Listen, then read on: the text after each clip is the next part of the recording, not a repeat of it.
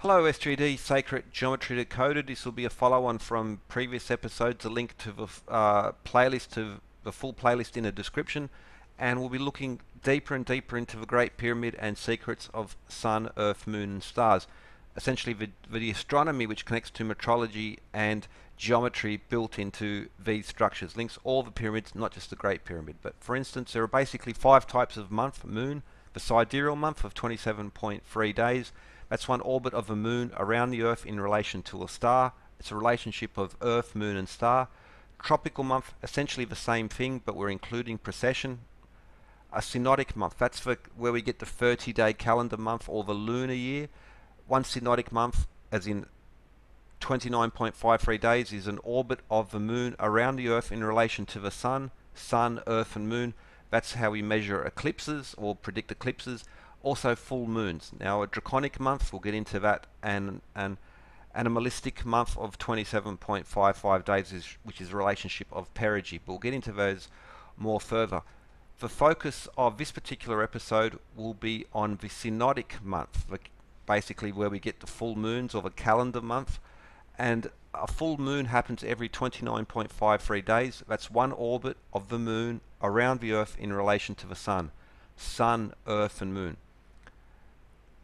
We could actually narrow this down to basically 2 types of very important month. The sidereal month, one orbit of the moon around the Earth in relation to a star every 27.321 days on average, and a synodic month, which full moons or eclipse prediction moon orbit, an orbit of the moon around the Earth in relation to the sun. That's the one that we're most familiar with, and that doesn't happen every 30 days. It actually happens every 29.53 days, which is so important to full moons and eclipses. The astronomy, which links to the geometry and metrology of the Great Pyramid, is measurable, it's tangible, and it's actually very, very exquisite. And the synodic month, sun, earth and moon, will be the focus for this particular episode. Alright, so a review of the previous episode to this, and looking at 273, 27.3, 2.73, how in proportions metrology as well embedded throughout the Great Pyramid and these other aspects. So many others, previous episodes, even some very interesting connections according to Royal Arch of Solomon and the legend of Enoch in regards to that aspect, but this number popping up very often. Now this series has been on the pyramid. However, this particular system, these numbers, are repeated throughout the ancient world. What you can find in the pyramid is repeated not just actually through the ancient world, but is also to be found in the modern times, modern esoteric world. So previous episodes I've mentioned this in more detail, but half base to height, depending on what side you look at, well, you get 27.3%, which embeds size of the Earth in regards to the moon being 27.3% the size of the Earth. Now a sidereal month, just mentioned that's one orbit of the moon around the Earth in relation to a star. That's 27.3 days. Average is 27 degrees, but because of elliptical orbits, one sidereal month will also be 27.3 degrees of the solar arc. The barycenter is 27.3% below the surface of the Earth. Now the Archaeum is another example. So what you'll find, 82 feet or 27.3 yards. Blue Stonehenge, the henge itself, 82 feet, 27.3 yards. Boscadnon, stone circles are elliptical, the shortest and the longest, but 82 feet, we see that as well. Structure 10 in the Nests of Brodgar, you'll find these specific measurements repeated. West Garden Kennet Longbarrow, if it's 1 wide, it's 4 long, which gives us 328 feet. This is the largest stupa, Buddha stupa in Europe, 108 feet high, 27.3 yards wide, 108 feet. The arch at the Taj Mahal, the walls, 82 feet, 27.3. Coffey Mule Wood in Scotland, what you see there is they were unique in stone circles, that they had these altars with an altar stone and 2 pillars on either side. John Hill has done some great work on this, and he's found that the standard altar was 20.5 feet or 27.333 span. One span ideally is from your tip of your thumb to your pinky if you stretch your hand out. Lone Head of Daviat, the inner circle as well, 54 feet, or pi times 10 Egyptian raw cubits. The Iron Pillar of Delhi, above ground 7.2 meters, below ground 1.12 meters, so the total height of it 27.3 feet. Now the foot is embedded in there. The top of the pillar is 1 foot wide as well, so again foot, meter and cubit, these ancient measures going around. However, this particular system of this having these same important numbers such as 108 or 273, you can find it here in Sydney. Eiffel Tower is another example. The base 410 feet or 27.3, 273. Now Kailasa Temple, same thing, 164 feet, which is the same height as the Arc de Triomphe, which has these same numbers embedded in it. The Carillion here in Canberra, Australia, same thing going on again, and Washington as well. These major cities, important centres, having in their monuments, in their major public buildings, the same measures repeated consistently, which will bring us back to, for instance, the Freemason tracing board, where you have Doric, Ionic and Corinthian columns there, but that's also musical modes, and it's also systems of measurements as embedded in the Salamis stone. We'll be referring to this previous episodes, I mentioned it. But for instance, the Scottish Rite Cathedral in Indianapolis, 175 feet, that's 27.34375 Doric fathom. The very controversial Georgia Guidestones, what's the height? 0.2734 chain, and Ionic is Doric height, Ionic width, the same number. Tony Rosenthal, one of these sculptors who gets all the prime commissions, the same number is embedded in his sculptures. Now, here's another one of his, and so what you have is the edge length, but the total edge length of his cube will bring us to 295.3125 Doric hands, or on the Cremona scale, which I'll get into that because it's a bit sourced is difficult, but Suez Canal as well, 108 feet, and also 27.34375 Ionic feet once again. It's also worth noting that the avoirdupois system of weights, and I think that actually translates to have weight, 1 dram is 27.4375 grain. GR is grain, not grams. The G is grams. Now, okay, so the Great Pyramids, incorporating this metrology, proportions and metrology, which reflects and bleeds into it, so it folds over and one another, reinforcing these aspects. This series has been a long one on the pyramid, but you'll find, well, the pyramids, how even the pyramids themselves connect geometrically, which leads to very lovely astronomical knowledge. But so China's off to the side here. But as most people would have led to believe, we have Egypt, Sumer, or Chaldeans, etc., on the Tigris-Euphrates, and the Indus civilization. Most history that most people know, it would say that officially that the establishment would say, which is not true, and that these three civilizations all emerged around about 3000 BC, and by 2000 BC they were fully fledged. However, I'll put a link in the description to a great lecture. The professor's name escapes me now, from Columbia University. I'll put that link because what we have is what's called Old Europe on the Danube River, which would the Vinca and Varna cultures.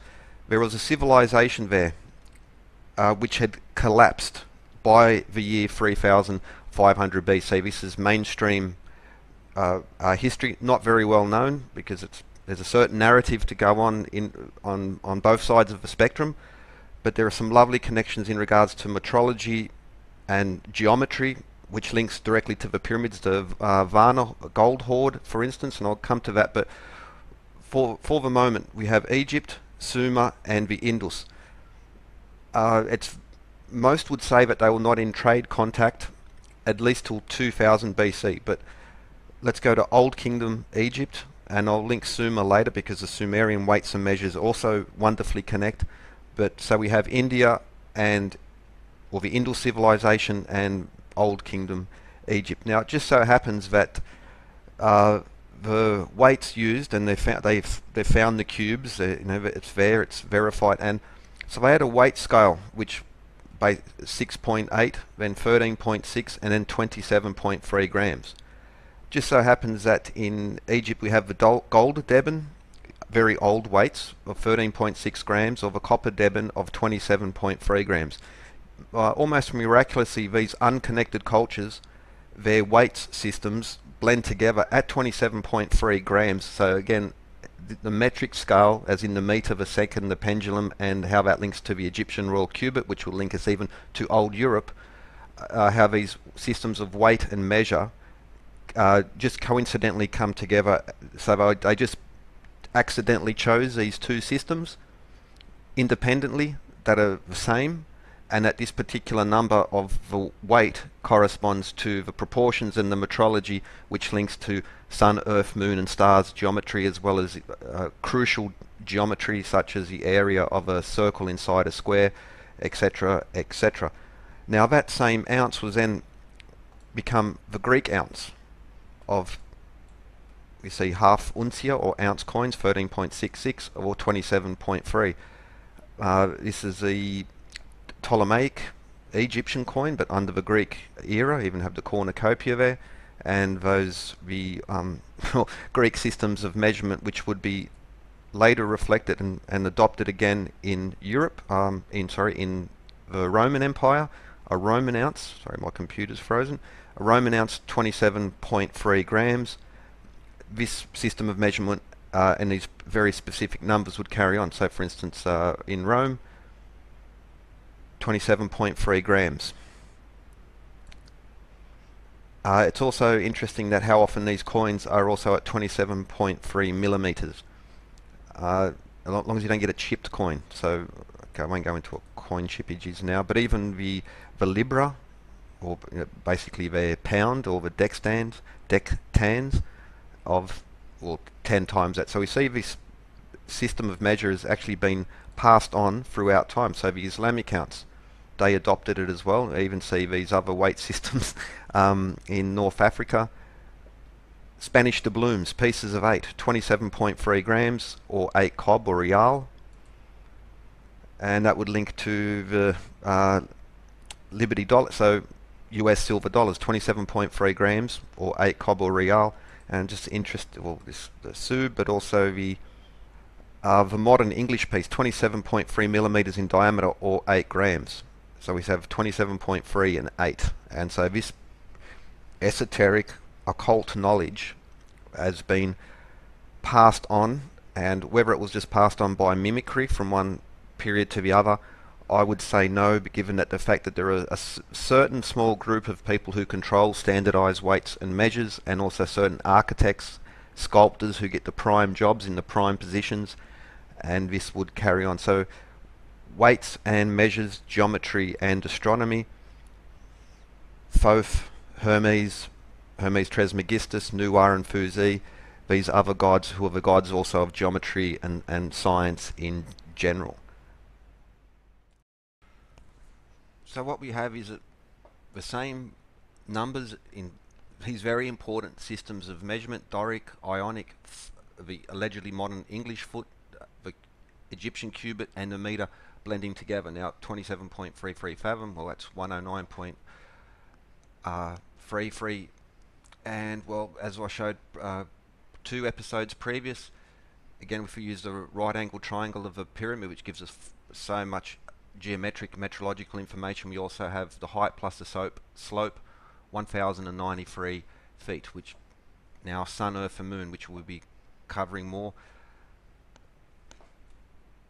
27.3% is the size of the moon in regards to the earth. The moon is 400 times smaller than the sun, but the sun is 400 times closer. 400 times 27.3%, 109.2. Now I've just rounded off to 27.3 exactly, but 109.2 or 109.3 works wonderfully as well. So what does that mean? Multiply the diameter of the moon times 109.2, get the distance from the moon to the earth. Multiply the diameter of the earth times 109.2, you get the diameter of the sun. Multiply the diameter of the sun times 109.2, you get the distance from the sun to the earth. in weights and measures, not just in the pyramids, across cultures, across time. This has been passed on, this very wonderful, beautiful system. And sun, earth, moon and stars needs to be considered, because one sidereal month, one orbit of the moon around the earth in relation to a star, 27.3 days. But the other all-important month, the Synodic month, where we get the 30-day calendar from, that's one orbit of the moon around the earth in relation to the sun. One Synodic month is 29.53 days. That's why we have the 30 days, 31-day calendar, and there are 12.369 full moons per year. That's why a lunar year and a solar year does not come together, but we'll examine this more, because wonderful geometry, the metrology of these ancient structures embeds this. Now, for instance, a measure of time is a full moon, 29.53 days. Multiply the diameter of the Earth times 29.53, you get the distance from the Earth to the moon. These systems of measurement and architecture and weights as well, which would suggest that the metric system and the allegedly modern English foot and these allegedly modern systems of measure, well, they are actually ancient, because it's passed on from culture to culture. That they would just happen to fall on 27.3 grams, for instance, highly improbable. But back to the Synodic month, 29.53 days per full moon. This is so important in the eclipse, and the solar eclipse and the lunar eclipse as well, but just the solar eclipse for now, is another wonderful harmony, because the moon is 400 times smaller than the Earth. Sorry, the moon is 400 times smaller than the sun, but the sun is 400 times further away than is the moon. The moon disk perfectly covers the sun disk, and this is many would say, but there's even some cool videos out there. There's this simulation, there's some, but the eclipse is very unusual. The size of the moon and the distance from the Earth to the moon is unusual in regards to every other moon we know about. At least we can observe those in the solar system. And again, a perfect balance, as in scale, balancing the scales. But there's another very profound bit of information now. For instance, we could talk about the plastic ratio, but let's look at the golden ratio. Phi plus 1 equals phi squared. This E minus 1 feet equals a number, E minus 1 is a number of feet in an Egyptian royal cubit. Well, there are 12.369 synodic months. That will be future, we'll examine this more. 12.369 full moons per year, plus 1 is 13.369, which is the number of sidereal months per year. Sun, Earth, Moon, and you can see in this image there's also stars embedded in there. These important they're built into the universe itself. These geometric ratios, the architecture come later, the metrology come later. These measurements of time, these measurements of relationships of distance and size and time between sun, earth, moon and stars were built into the natural system. And we'll okay, more to come, just introing, reviewing. Have a good one.